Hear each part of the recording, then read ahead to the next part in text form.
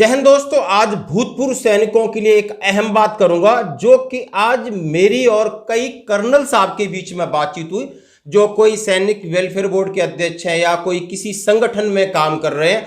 आखिर उनसे बात हुई कि आज विजय दिवस था और हर जगह विजय दिवस मनाया गया अपने अपने तरीके से। राष्ट्रपति महोदय ने, प्रधानमंत्री जी ने, रक्षा मंत्री जी ने सबको शायद बधाइयां दी और शहीदों को नमन किया, क्योंकि जैसा हम सभी जानते हैं इस विजय दिवस 1971 में, यानी जो ऑपरेशन मुक्त वाहिनी था और बांग्लादेश को आजाद कराया पूर्वी पाकिस्तान से, उसमें से हमने 93,000 सैनिकों को बंदी बनाया लेकिन छोड़ दिया और हमने अलग भी करा लिया। लेकिन इसके पीछे करीब 5,900 लोग शहीद हुए थे और करीब हजारों लोग हमारे घायल हुए थे। वो आजीवन उस बिल्कुल अपंग उन्होंने जीवन जिया।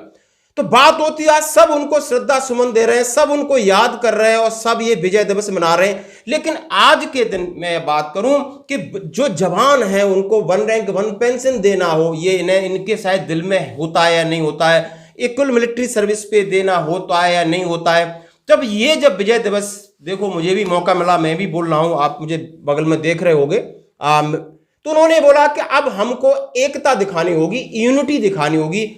अब कोई भी गवर्नमेंट होगी ये प्रेशर की बात सुनती है, आपकी बात नहीं सुनेगी, ये सब भूल जाती, सब दिखावा है, प्रोटोकॉल के तहत है।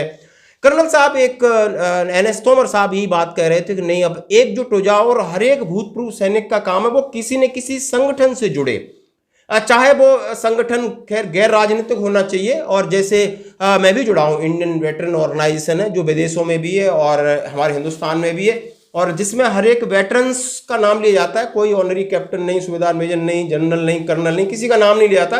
वेटरन फलाना सिंह है और ये एक बहुत अच्छा संगठन है और जो कि प्रभावी रूप से काम कर रहा है। मैं इस संगठन के साथ SP साहब से मिला, कलेक्टर साहब से मिला, कई लोगों की जो जमीनी समस्या है या घर की समस्या है या वायलेंस है या शोषण है, उसका निराकरण हुआ है। मैं आपसे कंपलसरी नहीं कह रहा कि, लेकिन जब हम जुड़ेंगे, कहीं न कहीं सारे संगठन जुड़ेंगे, एक वोट बैंक बनती है, एक आवाज संगठित होती है और इस आवाज का प्रभाव और असर पड़ता है, तब लोग आपकी बात सुनते हैं। आप अकेला कहीं भी चिल्लाइए, किसी को किसी से कोई मतलब नहीं है। आप फौजी थे, फौजी हो, सामूहिक रूप से फौज की सब बिल्कुल इज्जत करेंगे। फौज जब किसी फौजी को इनसे मांगना पड़े, अपना हक की बात करना पड़े, तो ये कान बंद कर लेते हैं और मुंह फेर लेते हैं। इन्हें फिर फौजी या फौजी का त्याग और बलिदान याद नहीं आता।